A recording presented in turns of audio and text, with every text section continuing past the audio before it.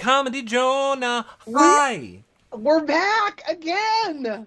We're back all night. We never leave. We never leave. We're here all the time. We are here all the time. And you know what makes other people be here all the time, John? What is that? Is when they like and subscribe? And follow. Don't forget the following. Twitter, Twitch, Facebook, YouTube, Instagram, TikTok, all of those places. You guys following us are the best ways to stay in touch with everything that we're doing. Of course, share the show. Tell a friend, tell a family member if you like it, because that's a great way to support the show. If you have any questions, you can tweet us using hashtag YRRLive, and you can check out the past 12 years of our shows over at yourrealityrecaps.com. John and I are not going anywhere when these shows are over. We're going to be talking Mole, Bravo, Drag Race, all of your favorites once we are done with the Big Brother exit interviews. And the Mole has started, John, and it is really good. And I'm waiting to talk about it. It is really good. But not as good as our guest, John. What? I'm so excited. Our first guest of the evening, someone who you all love, someone who we love, the one, the only, half of Jailer, it's Joseph! Joseph! So much for having me. I love you both just as much. Oh. Joseph, how are you doing? I am doing amazing. I'm doing even better in the company of you two, so thank you guys for having me. Still on cloud nine, still haven't processed all this amazing love and support. So I'm doing great. I couldn't be better. Good. Well, you look good. Thank you so much. Yeah. You guys are great as well. Thank you. And we thank you for doing the show live. We know this is one of your first live interviews. Thank you for trusting us with a live. Thank you so much. Yes. Who better to trust than you guys? Oh. Exactly. Well, here's the thing, Joseph. I, told you a little bit. I'm scared. I have to ask Jailer questions, or I'm afraid that the Jailer fans are going to kill me on Twitter. I wanted to let them know that it was our show. They were like, if you don't, I'm like, but it's our show. Can we ask our questions too? Because I have a very important first question, Joseph. Yes. It's very serious and it's very important. Because we're hard-hitting journalists here, Joseph. Yes. Yeah. And it is, why are you so adorable, and why did we fall in love with you all season? Yeah, why? Thanks so much. I wish I had an answer. I honestly went on there and I most of the time forgot I was on camera. I was just being myself, and it means so much to me that you all accepted me for me and fell in love with the person that you saw. So thank you guys so much. I mean, I am joking about it, but I'm not joking about it, but in all sincerity, it is not an easy thing to do. I think we see season after season, people go in, play that game, come out, and are not liked for whatever reason or however they acted in the game. And you are a great example, because I think a lot of time people, I have always said, you can't play Big Brother with integrity and win, and be manipulative, or strategize a lot. And I think you have played the game with such grace, compassion, respect for all the other players, while also still, playing the game to what people think, Big Brother is. That's a testament to you. I'm sorry. Go ahead, John. And loyalty, I think, is the biggest one, right? Your loyalty to the leftovers, even to the end at Dire Fest, fighting for your life in that sweaty backyard, right? Oh, yeah. I'll always remember that. But thank you guys so much for acknowledging that and recognizing it. My answer to that is, at the end of the day, Big Brother is a social experiment. I'm still playing with other human beings. And I think the game does incentivize an opportunity to, dehumanize the players, because you become a player in a game. But at the end of the day, we're still interacting with people. Those house guests became my family, my friends, my roommates. And it was just hard for me to make that disconnect. I really started to connect with all of them on an emotional level. And although we're playing for $750,000, these are still people I'm playing with. And it was just hard for me to disconnect from that fact. So I tried my best to balance, play a game of integrity and something I could be proud of, as well as one that could get me as far as I possibly could. And while I really wanted to win the game, there were some hard lines I was willing to draw that even if it cost me $750,000, I wasn't willing to go further. Well, I think even like active attorneys with active licenses are even happier because you even gave attorneys a better name, right? I was actually very worried about that aspect. That's one of the reasons why I didn't share that I was an attorney, was because of, on top of the target it might increase and the strategic aspect of it, attorneys don't have the greatest of reputations. Granted, I'm fresh in my legal career, but I definitely didn't want that, conniving, manipulative reputation to leak into my house guests. I wanted them to get to know me for me, which is a huge reason why I left out that I was an attorney. I mean, I'm sure that you have seen, a lot of us, while sad that you were in the jury, were very much like, well, we have Joseph and Michael in there, Taylor's attorneys going to war for her. Yes. Of course, the good thing is Taylor played such an amazing game and she had such a great social aspect in jury management that there wasn't much work to be done.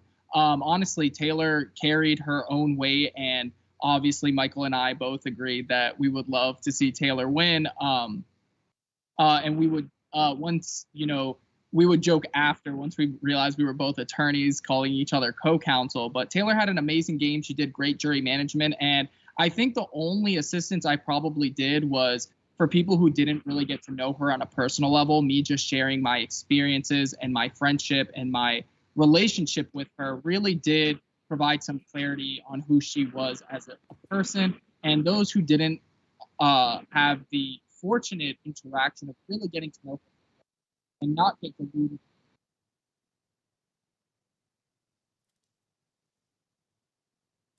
there a plane going by? I think we lost your audio, Joseph. I might be noise canceling if it's windy. Can you guys hear me? Oh, hear you now. Go ahead. About that, guys. But yeah, just the only thing I did, I think Taylor did everything on her own.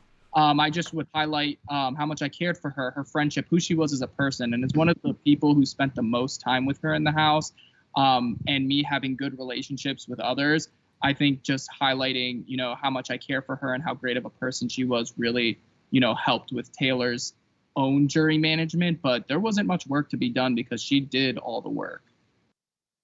I kind of love this question from Lost and Concruised because, we got questions from people like Michelle Gilchrist, who says, Joseph, your birthday party was amazing. We loved celebrating that with you as fans. And then Lost and Concruised goes further and says, Joseph, when you turned 25, it seemed like you entered the game and the tides began to turn. Was there something within you that changed after celebrating your birthday? So hilariously, I love the Joseph 25. I think it's a hilarious, great joke.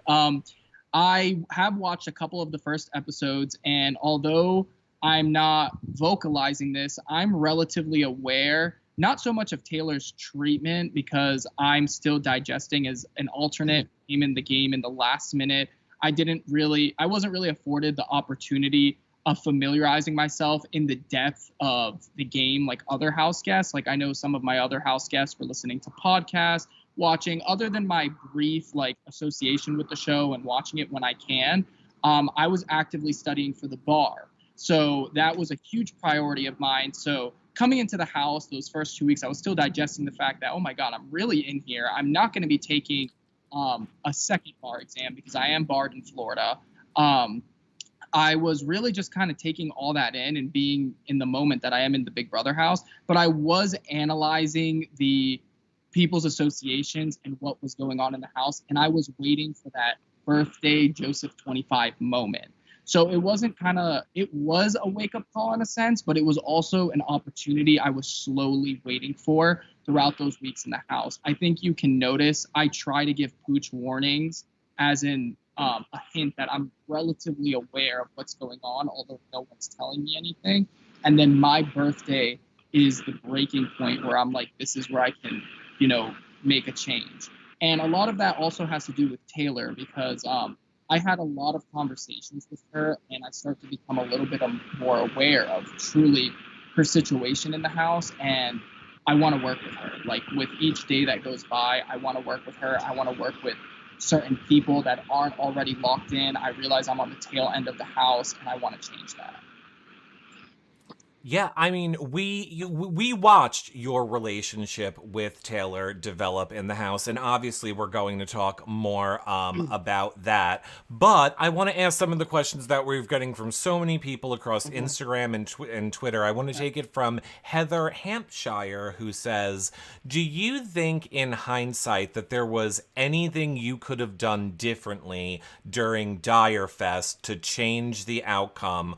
Or do you just feel like their minds were made up and there was nothing that was going to change that? So that's a really good question. It's very difficult for me because in the moment I knew my game was over.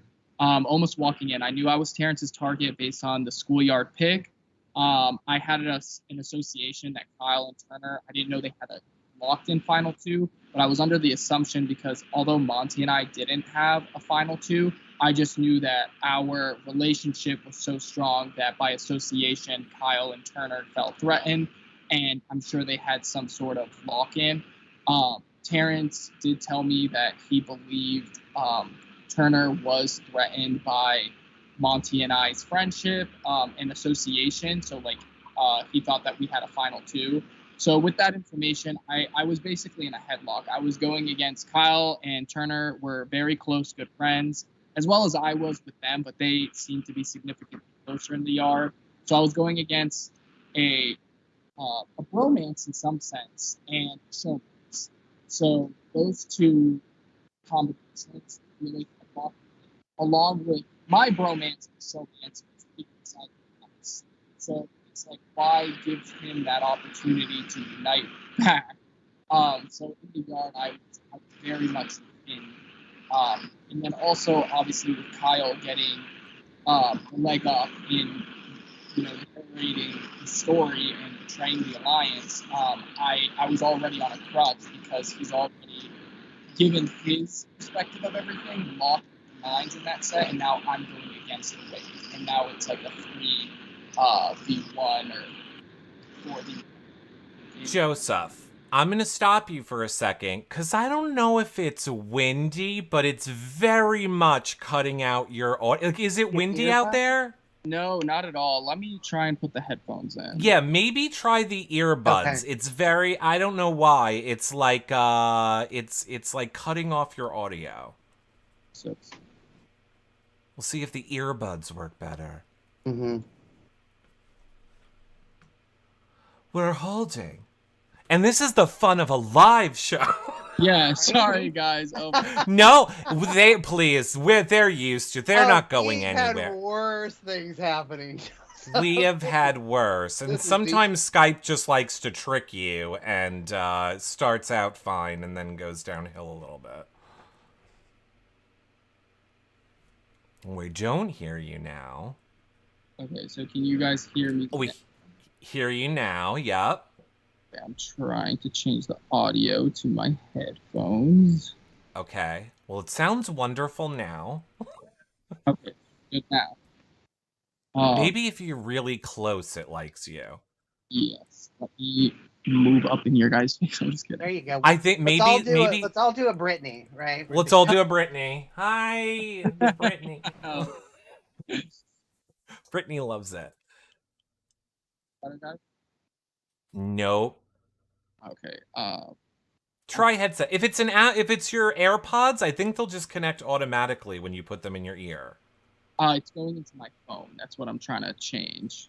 Oh. Sorry, bot.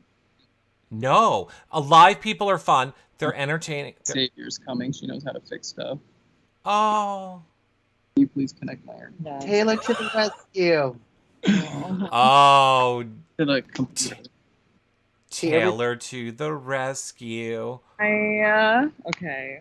I always think of some salty goodness. Oh, there she is. She's like, I'm going to save this for you, Joseph. This is very easy in my In my opinion. defense, I'm a PC guy and she has a Mac.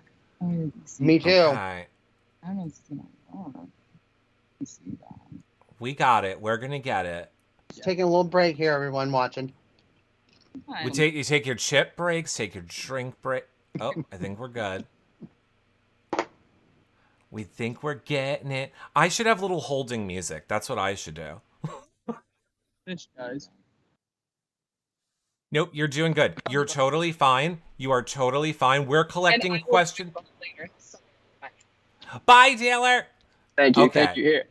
Here, give me a kiss. I'm just kidding. That's for the live. Oh, not yet. That's for the patron after show. That's for the patron show.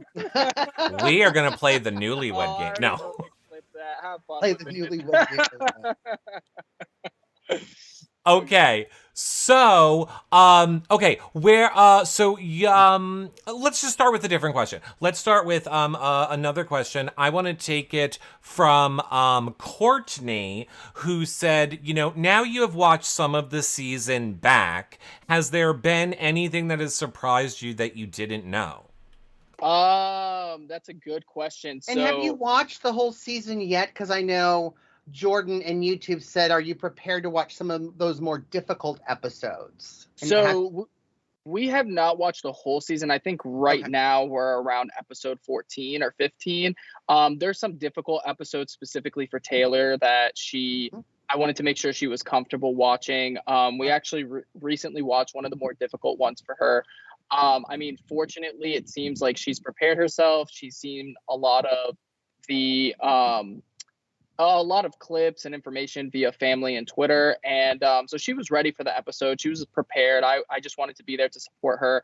And one of the bigger, complications, what's been shocking for me is a lot of things I didn't see, I heard about. So there were, even from a game standpoint, like a lot of and I was talking to Taylor about this, a lot of my assumptions that I would share with Taylor and Monty throughout the game, watching the conversations happen live is a little reassuring to me that I wasn't going crazy or being paranoid. So we're watching Monty's HOH now, and a lot of my speculations were true.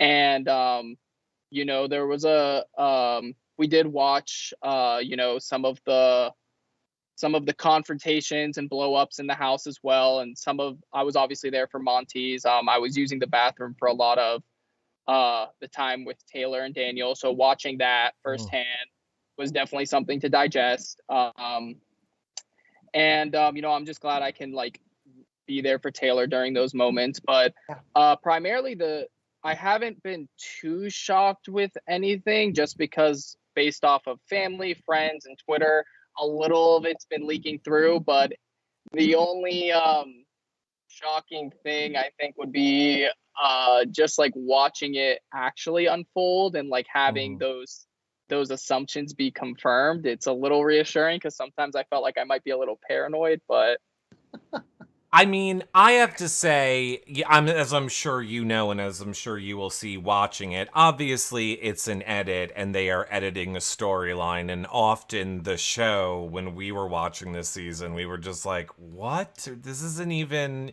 what's actually happening. But I know, I heard people told me when you were watching live, one of the things that surprised you was to find out that Michael was coming after you earlier than you know. Yes.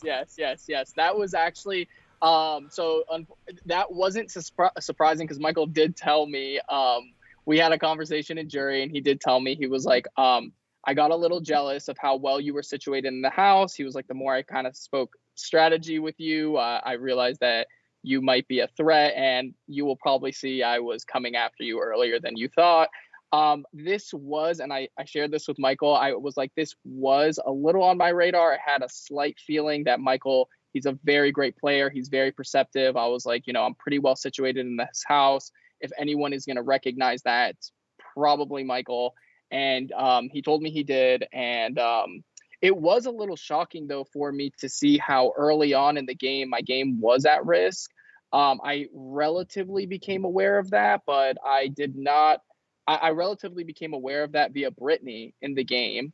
And I started acting accordingly. Once and I think it was primarily Amira, Nicole that were like, and Michael that were kind of, but granted, Brittany wouldn't necessarily share that Michael was a part of the conversation. But once I found out that my game was at risk, this is very close to around the time Joseph 25 is born, and I really want to start the leftovers, or something like the leftovers, because the leftovers was a collaborative effort. Oh yeah.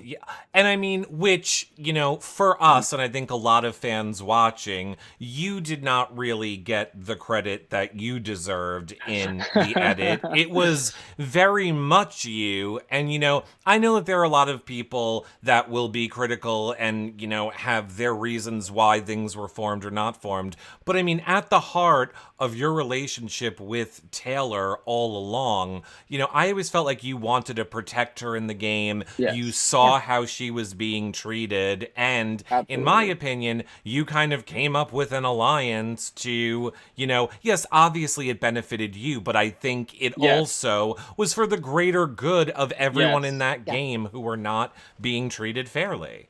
Absolutely. And that's why I can't attribute the creation of the leftovers to myself, and I won't do so.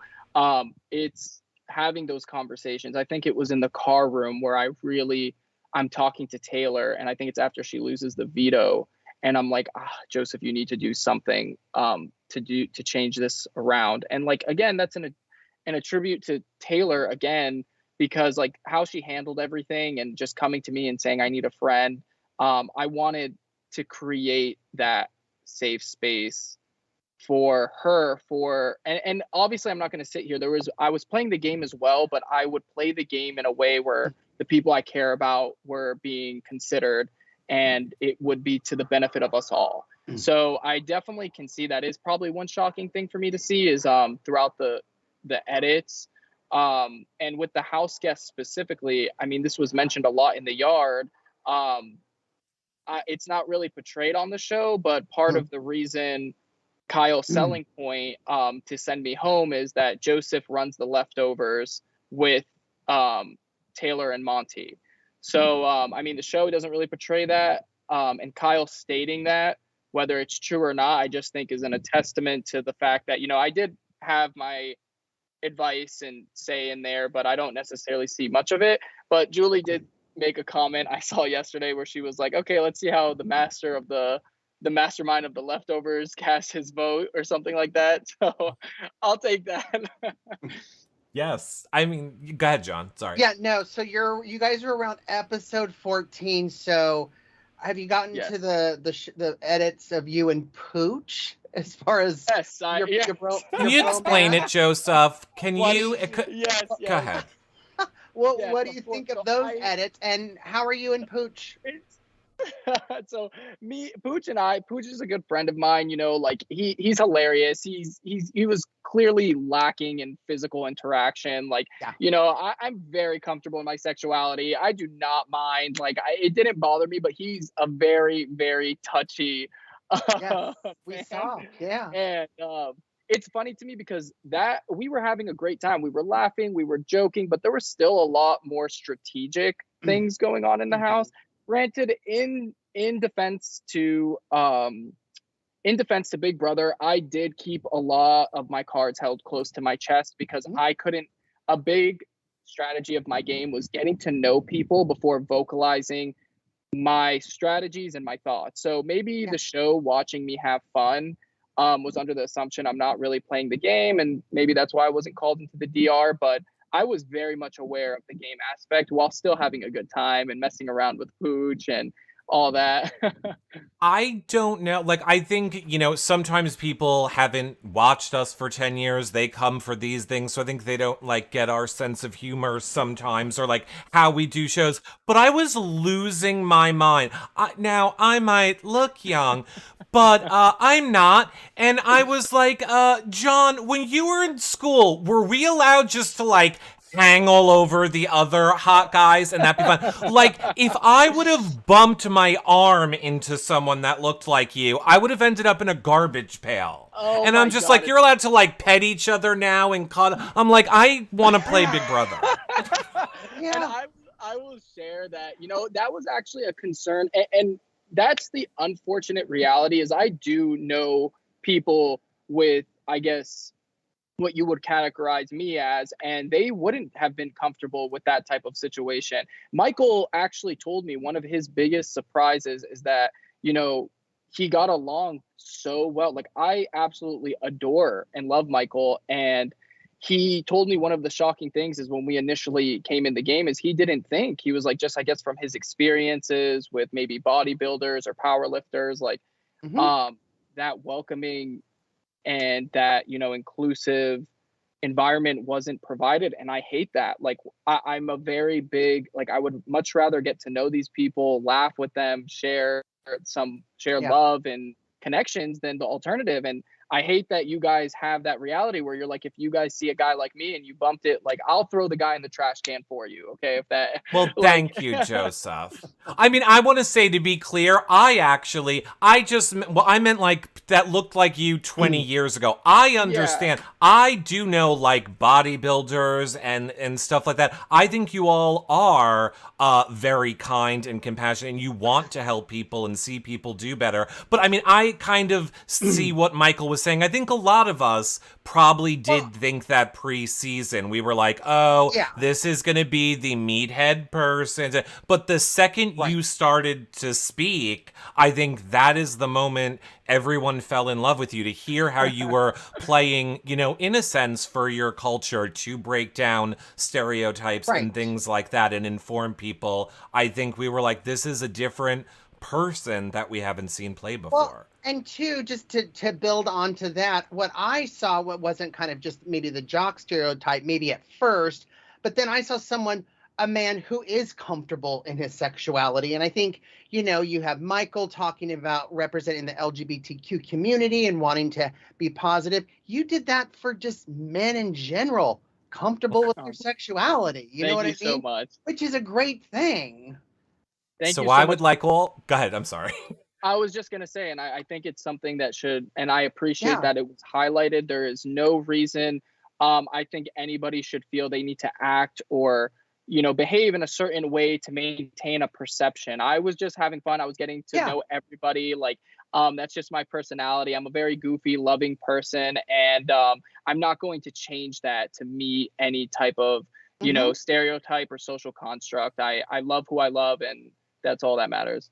And I think it's great that CBS and Big Brother is, I don't know another way to say it other than to say allowing it. Because we know in seasons of past, if you are somebody who has been a Big Brother fan for 20 years, you know that they like the people in their character roles. Like, right down to, like, you're not allowed to wear the kitten hat because that breaks from your character. So, I mean, it is great that they are letting people express themselves more in the game. I do like to see that a lot. Speaking of things that we enjoy, I see a lot of people mentioning it, so I feel that we should give them a shout out and allow you to give them a shout out. But a lot of people were saying, what does Joseph think of his siblings being such a big hit on social media this season?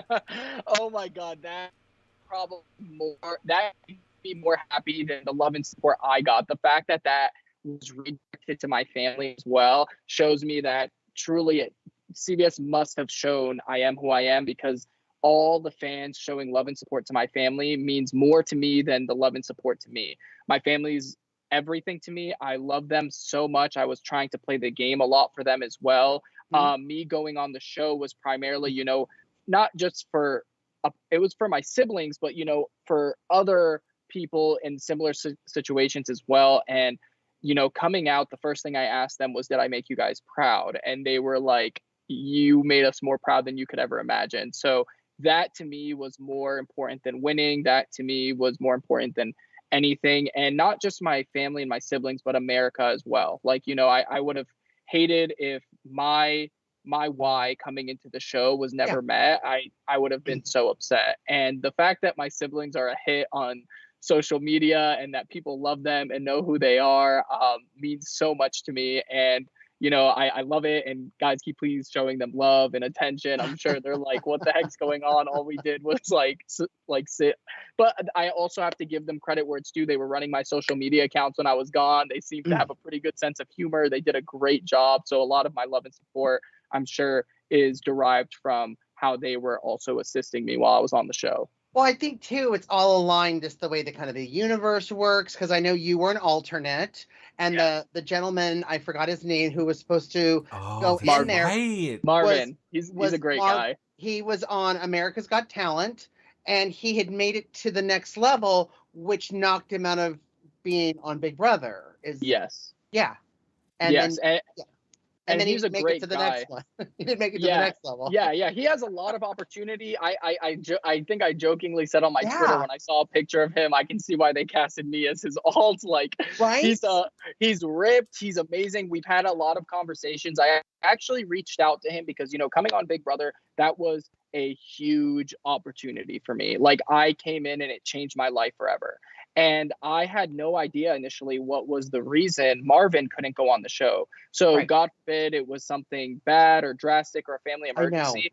I almost felt slightly like I might have robbed this opportunity from him for who knows why. So I did reach out to him to see if there was any way I could help, or if he had any dreams or anything to accomplish. But fortunately, when I reach out to him, why are you perfect? I'm sorry, your halo's blinding my camera. Yeah, why are you perfect? You're like, I reached out to the person whose spot I took. To listen to the rest of what you're saying. Okay. Oh my God, you're so sweet. But no, he's very well situated. He's a great, amazing guy. He was so welcoming. He was very supportive of me on the show, and he's gonna be on the circle. So please, guys, go show him some love. That's amazing. Because Eric, I don't know if you know who Marvin is, but I mean, he's got, I think, like a chemistry degree, and he went on America's Got Talent. First of all, and he was pouring with all the beakers and all the Bunsen burners, and then just started tweaking and twerking and muscles. Yes.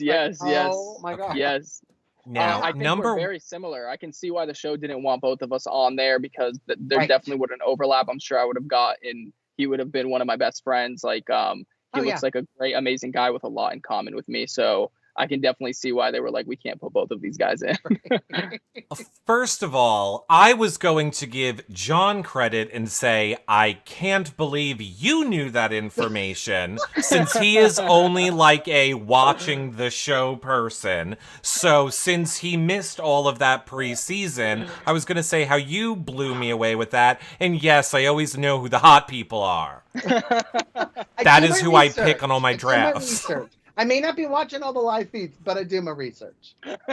We do know. Now, speaking of, because you just kind of mentioned it a little bit, Crosstrack is asking, do you think you played the game you intended to play before you entered the house? That's a good question. So I still haven't watched the whole episode, but from my knowledge now is I did. I really wanted to respect the game. Unfortunately, Big Brother does require some, some situations where, you're not going to you have to lie or manipulate slightly. So overall, I think to the best of my ability, I played the game in a way I could be proud of. So primarily, I wanted to go into that game and do so. And I think I was pretty true to it. Yeah, I don't think there's a wrong answer. I think it's how you think. If you think that because a lot of people start out in their preseason interviews I know me, I would be like, I'm going to go in and split everyone's throat. I need medical insurance and a lot of things in my life. And then I know the first person is going to be like, my mom's sick. And I'm going to go, okay, you can go. You just take it that. I know that'll be me. Well, no, and I think you did too, just because of all the comments we're getting. It's not a whole bunch of questions. It's like, I'm here for Joseph. Joseph's wonderful. Pure souls. We're getting all of this positive feedback. So thank you so much. I do love all the fans. Game. Yeah. Thank you. The only thing I will say is I definitely did not anticipate getting as close as I did to the cast, or possibly even specifically Taylor. I to some aspect, I was like, everyone's here to play a game, almost like a sport in a sense. And I did not expect to get as close or have the relationships that I do today. So that was a little surprising because I kind of felt like I would keep some form of a barrier up so I could win the game. But with each day in that house, it kind of came very clear to me that I'm going to have some difficulties here. I see a question from Courtney says, did Joseph throw comps during the season? Was that part of your strategy? Like to try and throw comps to not look like such a physical threat? Yes. So, and this comes to a testament of the fact that, I was already being targeted within the first 2 weeks. My social game was already putting a radar on me, along with my body, making it an association that I'm a physical threat. So now I will not sit here and say I'm a Michael or a Janelle, and I could have won those competitions. But most definitely, it was not a priority of mine to grab an HOH. I was really, really excited. Some people, all of us play Big Brother differently. This might be foolish of me, but I found everyone in the leftovers to be an amazing competitor. So I really wanted all 7 of us to make it to the end because I thought, okay, now it's game on and let's have a really fun, good time. No more, everyone knows everyone here is a threat and let's just go full throttle. So I was really looking for that.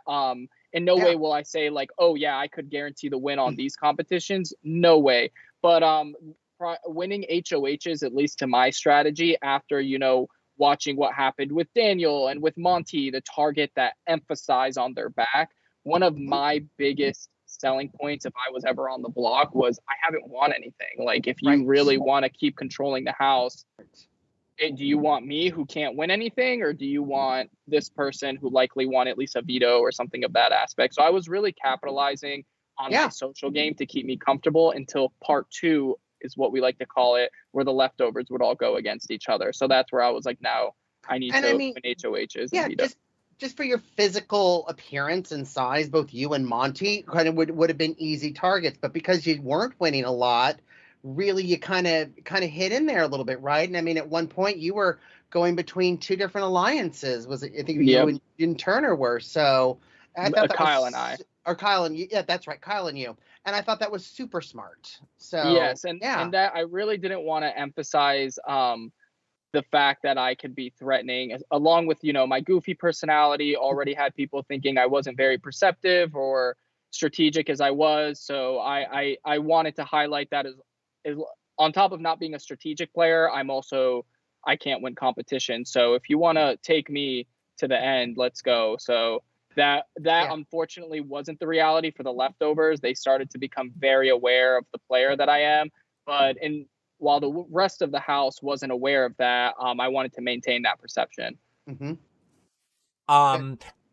I was just smiling because I saw there's a question from Lost in chat, and he says, studying law, going into Big Brother are both highly stressful situations. How does Joseph decompress from it all? And I just wanted to annoy YouTube that doesn't like when we talk and say, didn't you hear? He contacts the other people whose spot he took and asks how to make their lives better. Because he's amazing. Oh my God. Well, thank you.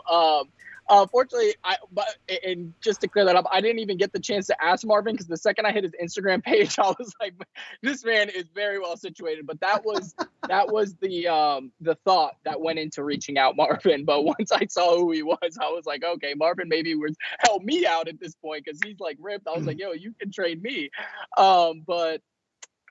That is a really good question because I was extremely stressed right before the show. I was let known with less than 24 hours I was going in. I think it was like 13, and I was closing my civil procedure book while the executive producers told me like, Joseph, you're going in. Like I was still actively studying the law in the sequester period. I still have all my textbooks here, hilariously, because I came here with all of them to take the bar exam on, I think it was July 26th in Minnesota. Right next to Michael. But it was stressful. And hilariously, people knew this, a lot of my decompression came from yoga, meditating, and working out. I would just work out whenever possible. I would do yoga when I can. I would meditate when I can. And that's why I laugh. And I know one of my nicknames is Mr. Unserious. And that's because like life is short, life is stressful. Like it's like just laugh. Like that's a huge, I think even bigger than working out is just laughing and enjoying the moment. This is why I'm so big about love and Absolutely. happiness is I just won't I have enough stressful things going on in my life. I do not want to compound it. So wherever I can laugh, I will. Wherever I can joke, I will. Lead with light. Lead with Yes, light. Yeah. absolutely. I love this question from Albie over on YouTube. He says, Joseph, if the decision was yours, how would you have split the house for Dire Fest? So if you were in Michael's position, how would you have split the house? That's a really good question. I think the only thing I would have possibly changed is and keep everything the same, but we would have took we would have took Jasmine, or no, even in that case, Terence and stuff. That's a really good question. I mean, at the end of the day, I would have went leftover strong. I would have set a setup that would have prioritized probably Alyssa and Jasmine going home from the split, or if Terrence is still HOH, some combination of the non-leftovers going home. And I would do that based on relationship. So of course I would not have Kyle and Alyssa within the same split. Probably not Terrence and Jasmine. So I would just kind of separate the house so that the leftovers who trust each other are together. So the chance of betrayal is low. So for example, like me, Monty, Taylor, and then I would keep probably like Kyle and Turner, so that way I would just prioritize the house in a manner to make sure that the non-leftovers would be the target, and the leftovers that are together, because I did sense some form of a fracture, the ones that do trust each other are also together. That way that chance of betrayal is minimized. Because I see a lot of people asking, how did you see, like, let's say if you would have remained in the game and Kyle didn't betray the leftovers, what kind of moves do you think you would have had to have made once you made it back into the house? Or have you not thought about it? Like, in other words, it always surprised me that everybody was so okay with Monty always, being in the position that he was in. Like, you were seen as a threat, and Michael was seen as a threat. I always found it weird that Monty never seemed to have any threat level to him. Everyone just always seemed to keep, like, letting him slide almost a little bit. Yes. So Monty did have some threat level to him after his HOH, and then Cole going home. That kind of put the house on notice that he might be associated with other people. But we did a lot of diluting to make his threat level go lower, as well as just maintaining power in the house. So like, as long as a leftover was maintaining power, it does matter, but like Michael, for example, someone who's breaking records, like he can keep doing that and maintain whatever level of threat he wants, as long as the power is with him or someone he trusts, along with Monty or myself. I didn't give it much thought, but going back into the house, it became very clear to me in the yard that Michael was no longer, that Michael might have been targeting me. In the yard, it kind of became like clear through conversations with Kyle, and after his schoolyard pick, I was like, okay, I'm not necessarily high on his priority list. So going back in the house, I definitely still would have, wanted to work with Taylor and Monty. And at that point, I would have just had to reassess who's locked in with who and, act accordingly. Okay. Yeah, no, I think that is, I think that is good. I think that is good. I think Joseph, that is so you're so popular. Like, I'm actually getting texts from like my best friend, Emmett. I drove like a bat out of hell to get home in time to watch Joseph. He made it home. Oh my God, tell them thank you so much. Can you give Emmett a shout out? Hey, Emmett. Hey, Emmett, thank you so much for the love and support. You're the best. Please drive safe. I would be miserable if you... Is Emmett on your dodgeball team? No. Oh my God. We'll spare you, Joseph. There was like a lot of dodgeball stories. There's a lot of dodgeball stories. Well, okay, I want to take this question, kind of like what you were just saying, over from YouTube. It's from Kaz the Don, who says, if the leftovers got down to 7, do you, Joseph, think the pound would have been your best chance to win? or would you have considered going against them to go further with Taylor? That's a goodie. My God, that's a really good question. And I think I would have ultimately, in the direction I'm going, and based off of Kyle and Turner, which was very clear in the yard that their paranoia started to distance themselves from me, and then I was only getting stronger with Taylor. So in that form of a trajectory, Kyle and Turner are very likely, and Kyle has shared with me that even before the leftovers went, there was a very high probability that he would have put me up. So I would have been, I think I was actively becoming aware of that. So I don't think the pound would have lasted further. Like, it would have had some sort of a fracture. With my final three would have very likely have been Monty, Taylor, and myself. Okay. I like this question too from Big Brother fan who says, "Hi Joseph, attorney at law. How on earth did you convince Terence to vote for Taylor?" So I will not take I'm not too familiar with Terence and Taylor's relationship. That's apparently something I think will become more clear to me, but I think I would have to give Taylor that credit, because when Terence came into jury, all I did was, just share my relationship. Now that the game's not in play, I have nothing to hide, and there's no incentive to, discredit or, hide a relationship. So I just made it clear to him, like, the true relationship of Taylor and I, and why I have so much respect for her, and why I think her game was amazing, etc. And he was receptive to it. He didn't seem like he was on the other end of that. So I have to credit that to Taylor, because he was on his way here already, pretty pro Taylor. Who would you have voted for if the final two was Monty and Turner? Monty. For Turner, Monty and Turner were great competitors, and nothing. I think they're both great players. The issue being is, I think they're pretty well situated in wins and social game. I just think Monty was a little more controlled in his decisions and less influenced than Turner was. Turner was still a great player. He made some amazing moves. I just think that Monty was a little more piloting his power in comparison to Turner, who still made those moves and still did that, but had a lot of influence from others. Okay. I want to ask this question from Janice on You Now says, do you think that you campaigning hard for Pooch is what made him a target? Oh no, I think Pooch was, from what I've watched at least, like, he was already initially a target, and I don't recall campaigning too hard for Pooch.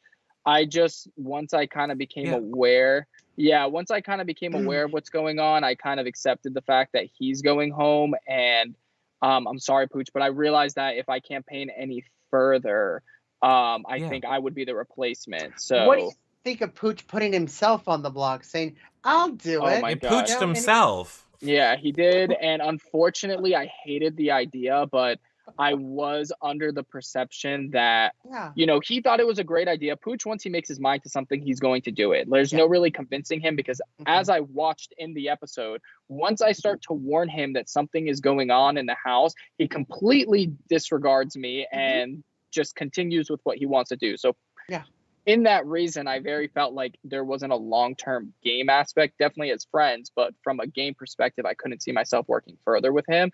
And in that time frame, I then make the transition where, I want to work with Taylor, because I loved how she was handling the situation. I had so much respect for the way she was playing. And this is why I make the comment early on in the game, like, hey guys, well, I think my only campaigning thing when I did campaign for Pooch was, Taylor is such a great player. Between her and Pooch, like, realistically, who's going to win that game would be Taylor. And, it was right. But this is before I really get to, know her. This is just my initial observations of her. I mean, and I would say, if anything, like, I specifically remember, and I have a horrible memory when the season is over, but I remember you, like, talking Pooch down, even, I Yes. feel like, in the storage room of, Yes. like, you need to pump the brakes, I specifically remember that. Constantly, like, trying to manage him because he would just go rogue and was just put tie a little Yes. string Yes. around his ankles. It's like, where are you going? Yes, yes, yes. He definitely started to like. So, unfortunately, is when I became aware that he might be going home. He got comfortable initially. He thought he was definitely staying. I think in some of his DR sessions, he's like, "You guys are going to get another week of me." Although it's like from the beginning, he touches the block. There's an initiative to send him home. So I kind of give him this hint, like, "Hey, like, don't get too comfortable," which initially gets him to campaign. He starts to campaign a little too excessively, and I become aware of that. So I try to tell him, I just try to give him some slight advice, but I get it. He was a have not that week, and as well as being a have not, his game is at risk. So there was a lot of high pressure. So my comments, and it still being so early on in the game, him not knowing if he could, although we're good friends, him not knowing if from a game perspective he could relatively trust me at this point. I think he started to mess with him a little bit. And his paranoia got a little bit of the best of him, and there was no saving him. Was there anybody, we got this from a lot of people as well. Was there anybody in the game that you wish you could have worked closer with? Oh, that's a goodie. That's a really good question. We have them here, Joseph. The good questions are here. You're real. You really do. Right? You really, really, really, really, really do. And now we're going to pull John down on that string. Okay. That's actually a really good question. I honestly, I was pretty happy with the people I worked closely with, so I wouldn't change anything. I wish I just was more perceptive of the people I was working closely with and knew when to cut ties and when to, I was very, very, I really believed I could get the 7 of us to the end of the game, and I was willing to do what I can to do that.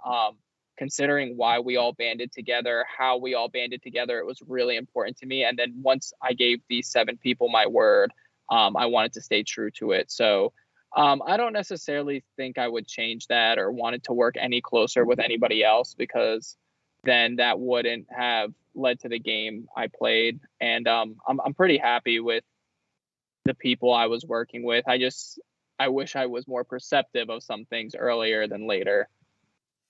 Now, one of the things that I said that I thought was where they dropped the ball this season, I feel the people that got voted out, so you and Jasmine, I feel like you guys should have been allowed to leave a message for the other side of the house. I saw people in chat saying, what message would you have left if you could have left a message for the people on the inside of the house? Oh my God, I would have tried to warn them. My biggest concern when I was leaving, and I felt it when I was walking towards Julie when I crossed the house, is I was like, oh, the people I care about, their game's at risk, because now, Kyle and Turner as former leftovers could always play the rest of the leftovers. I was like, I never got a conclusion to my game, to what happened in the yard. Again, this is going to be another situation where my story, my side isn't told. And the people most important to me weren't there. So I'm not afforded the luxury of giving my justification, my side. And I would have definitely left a letter stating I tried to protect you guys as best as I could, and just, be wary of what's coming. If I'm not there, I hope you would trust, that should be your sign that the leftovers is cracked or something's going wrong. Not just me, but if a leftover was missing and it was me, I hope they would, relatively piece together, Joseph would have tried his best to maintain it, or, and granted, I think this stands by my actions. I was trying to get all the leftovers back in the house. So the fact that we couldn't do that, I hope would have just been a warning. And then I would have confirmed that via a note and tried to push at least Taylor and Monty, however I could give them as much information as I can so they can go as far as they can in the game and maintain my relationships with them. I do know, as much as it is a game, the act of betrayal does take some toll on the friendships or the perception of the relationship. And I would just let them know that it was never my intention to betray them, and I would never do that, and I just hope that they would trust that. Now we got a bunch of questions about Direfest, which I don't know, how to answer them, or even if you're allowed to answer them. Now, I figure that you're I a already know lawyer. what they are. You can plead the Yeah. fifth. I say we should rapid fire them at you. We can, but just to give you a little background, so when this split was happening, Joseph, Eric didn't understand what the Direfest play on was the Fry Fest, right? Oh, okay. Yes, Remember all yes. of that happening? So, Oh my God, I was so mad. I had to write a paper on that. Yeah, remember with all the social media and like the sandwiches and everything. But then we saw your Direfest and you had working appliances. Was it really that bad in the backyard? Was it really? I mean, I might not be the best person to ask for that since I was on the block the entire time and my game was at risk and I was betrayed. True. And I have a huge appetite, and I definitely think it was difficult. I won't sell it short as being an extremely difficult experience. I think a lot of that had to do with the game aspect for me, just me in the reality of like, okay, I'm going home. A good friend of mine has made his decision to not work with me going further. Another friend, is not necessarily gonna back that up, and I also had like to confront Terence and Alyssa with like how I've been playing the game up until this point. So from a game perspective, it was a really, really taxing week for me, along with me lacking the support of the people I really care about. Like, for example, like I was very close with Monty Taylor, even Michael, Brittany, like the people who I guess would have maybe I would have been able to confide in while dealing with this circumstance were also gone. I was also worried about the fact that, when they go in the house, what's going to be the narrative? Did I go crazy? Did I betray everybody? Was there justification and they were forced to send me home? And then the people I care about have to marinate on that for a month. Like, so there was a lot of things going in my mind. Like, Joseph, did you play a game you're proud of? Like, that's it. This is the conclusion of your game. And then, all of those things running through my head and then eating tuna for dinner and sleeping in a moist sleeping bag it really didn't complement the situation. And then granted, it's like from a game standpoint, like there wasn't much incentive to really communicate with me because what am I going to do? Campaign or something? So I kind of just really stuck to myself. So would you rather be a week at Direfest or live in the house and be on slop for a week? Just to give us fans' perspective. Oh, house on slop. House on slop for sure. Okay. I would just like to put a little asterisk here for the new viewers to say, John does not watch the live feeds. Of course it was horrible. Oh, it looked like glamping. It looked like glamping to me. I was like, oh my God. No, so what's funny is I would acknowledge that, it depends on people. If you like camping, then I don't think you would find it too difficult. Like the shower was like literally a hose. Yeah. You're on TV, but it was not easy. Yeah, I think that the main concern for me, I would have been fine, I think, if it just wasn't for like the game taxing on it. And then, I like put it this way, if I was going through a very tough time in my life, I wouldn't be like, okay, let's go glamping while this is going on. I would probably go to a hotel or something. Nobody wants to go glamping. That's stupid. Yeah. Okay. When you eat tuna, that's not glamping, but everything else, shelter or whatever. Yeah. Okay, so here's the question. You, as a lawyer, can plead the fifth, but here are the three questions that it's just a million times, so I'm going to let you answer if you want or plead the fifth. Yes. Number one is, did you ever get moved inside during Direfest? If we did, it was... Plead the fifth. I'll plead the fifth on that one. I don't think I can share that. Next question. Did production ever explain why they were blasting music at you 24/7? No. And then lastly, did you hear any wall yellers while you were in the backyard? Oh, that's a good question. I have to plead the fifth on that one. Okay, and, well, I will add, before I plead the fifth is any attempt at wall yelling or anything like that did not influence the game. Well, here's There what was no, like, yeah. Here's what we saw as the outside Twitter world, which is, you know, whatever, that there was somebody trying to yell, Kyle is a liar, over the wall to all of you. To which I thought the funniest comment that someone in our chat said was, and you just know that Turner heard Kyle is fire and is walking around like, Kyle's fire, keep Kyle in the house, God. keep Kyle. Kyle. What's hilarious? I won't even comment to that, but that's a very. I'm not gonna. Because I could just see that happening. Well, let me put it this way: none of, at least me, I did not hear Kyle was a liar. Okay. I want to talk, because, I mean, technically we're over time, but I want to talk to you for a few minutes so that they don't murder us about your and Taylor's relationship. Because in the game, it did seem like you wanted to keep, like, not have there be any sort of a relationship or a showmance, but obviously now, thank God, outside of the game, we do, you know, we all, or I wanted you guys to be together. Thank you. You know, what was your thought process? Did you always know that you wanted to pursue things with Taylor after the game? Yeah, so actually Taylor and we would have these things called lockdowns where the live feeds are cut and everything. That's where Taylor and I primarily had our conversations in respect for, like, just privacy and her thought process. Like, I really wanted her honest opinion on it, no influence by the fact that she's being recorded. And that's where a lot of our conversations about where we want to go with this would happen. In the house, primarily, we were playing a game for $750,000 where ultimately only one person can win.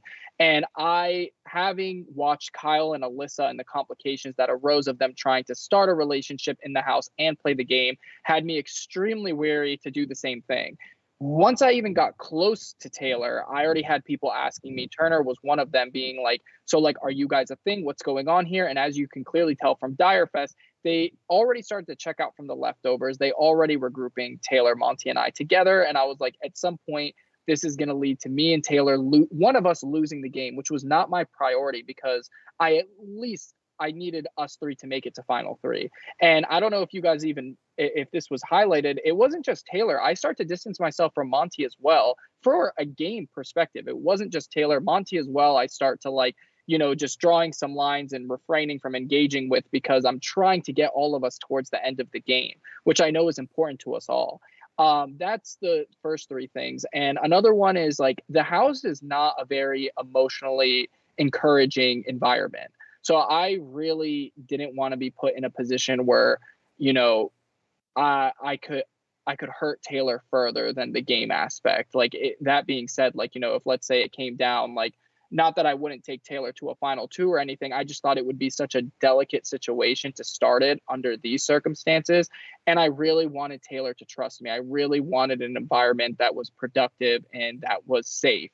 And the Big Brother house is not that, let me tell you that.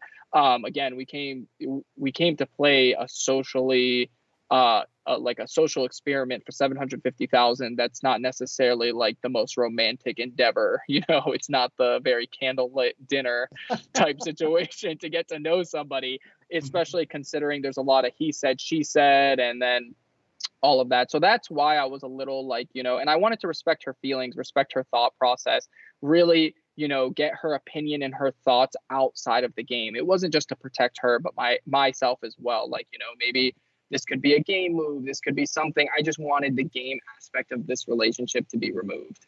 And granted, that's why I have a lot of respect for Taylor, because I made that clear. She agreed. So then we were both free to act accordingly until after the game. I love that.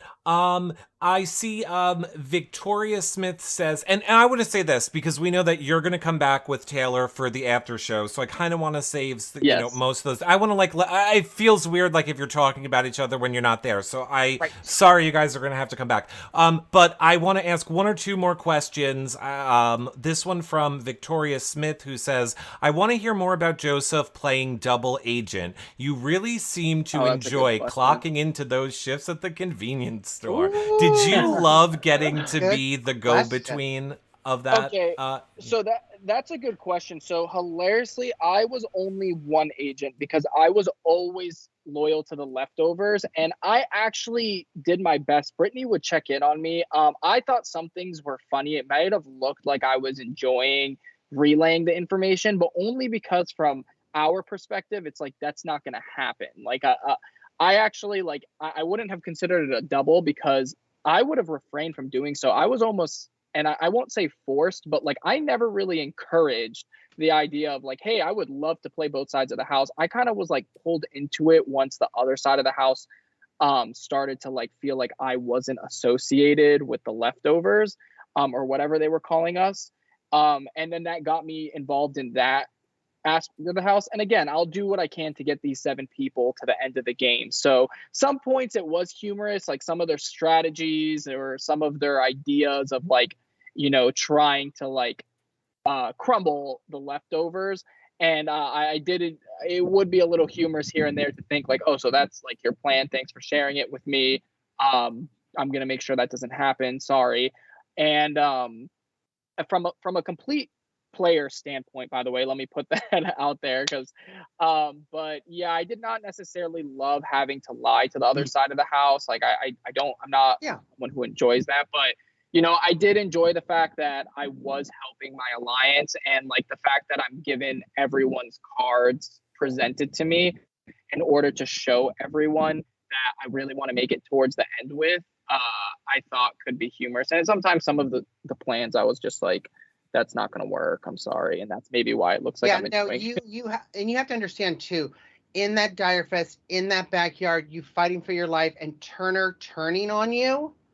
It was so devastating. It was like when they killed Glenn in Walking Dead. Like it took me 2 of these shows. I still wasn't recovered. I'm like, no. Yeah, it was pretty upsetting. I think that was the hardest part about Dire Fest is I do consider, and I definitely did in the yard, Kyle and Turner were good friends of mine. Like and what really kind of hurt is I've done a lot of like, you know, advice and strategy to try to help them in the game as much as I possibly can. So the one time I needed them to kind of help me, and I think the week before, you know, Kyle is on the block with Daniel and they're trying to incentivize me, the other side of the house, to vote Kyle out. And, you know, I just don't do it. So I'm under the assumption that, you know, Turner as well, during his HOH, I start to like, you know, give him a lot of insight. Like, I think Amira's running the show. They sent Pooch home. Like, you and I possibly are targets. So like where I could assist them in the game, I definitely did. Even with Kyle, I tried to give him a lot of advice in regards to like, you know, the showman's aspect. And like, you know, I was very pro, like, you guys can definitely continue it outside of here, almost like my own advice that I'm following. Like, but just keep in mind, man, like if you want to win this game, like it might be hard to do that with a showman's outside of your major alliance. Like it was all out of love and comfort to make sure that these 2 can win the game. So I was just hoping that would be reciprocated because they're good friends of mine in the yard. And when it wasn't, it was a little devastating, but it's the game that I signed up to play. So that's why I never held it against them personally. I want to ask this one question from Heather Flange, who says, how did feeling your sword, not a shield comment in Taylor's finale speech affect you? Oh my God, I think you can see it on my face. I see I got memed by how hard I'm smiling and how proud I am of her. Like literally memed, like companies are using the picture. But it meant the world to me because, you know, I really have no idea what Taylor's perception of me was at that point. I was so nervous to approach her. Like I had no idea what she thought of me. I had no idea where she stood or where we stood. So I was really nervous. So when she made that comment, it meant so much to me to know how much my words and my friendship and just my relationship with her resonated with her and was supporting her up until finale night, to the point where she remembers. Like it meant so much to me because I saw times where she was down and where she forgot that, where she thought she was just this pawn or she was just this piece to like, you know, be used to get to the next point. And that's not who you are, Taylor. You're a victor. You can win the game. Like, so when she said that, I was like, oh, I was like, well, God, fuck, what do I say when I put the key in without, we're not supposed to, really divulge where we're voting. And I was like, fuck it, I'm Yeah, I saying felt like this. you were like, I'm voting for Taylor. Yeah, basically, which is hilariously why I was surprised that Turner was like, dude, I had no idea what was going on. I was like, bro, did you like what? He needed I Monty really, to tell him what to do. yeah. Again, my point with Turner, if I actually hilariously in the commercial break, I like almost slapped him in the back of the head and was like, why'd you put Taylor up on my like based off of me? And he was like, oh, dude, and he started stuttering and he's like trying to explain himself really quickly. But it was all, he had to do things for a game perspective to justify his actions. It is what it is. But if I told him in right there, we're all like, vote, which I didn't, but like, again, Turner, he would have done what he was told to do. So that's why I was just like, we love it, Joseph. I want to ask you final question. There's so many questions. I apologize that we can't get to all of them, everyone. We'll have Joseph back, I am sure, in the I would future. love to be back. And here's the thing: you guys can ask Joseph your questions. I know that he is live a lot on Instagram, so let's start there before your last question. Where can people follow you on social media, Joseph? Yes, well, thank you so much for that opportunity, guys. My Instagram is Abdin Joseph. I'm sorry, I'm trying to get them all the same, but right now it's Abdin Joseph on Instagram, Twitter, Joseph Abdin, and then Snapchat and TikTok is Joseph Abdin Esquire. That's ESQ.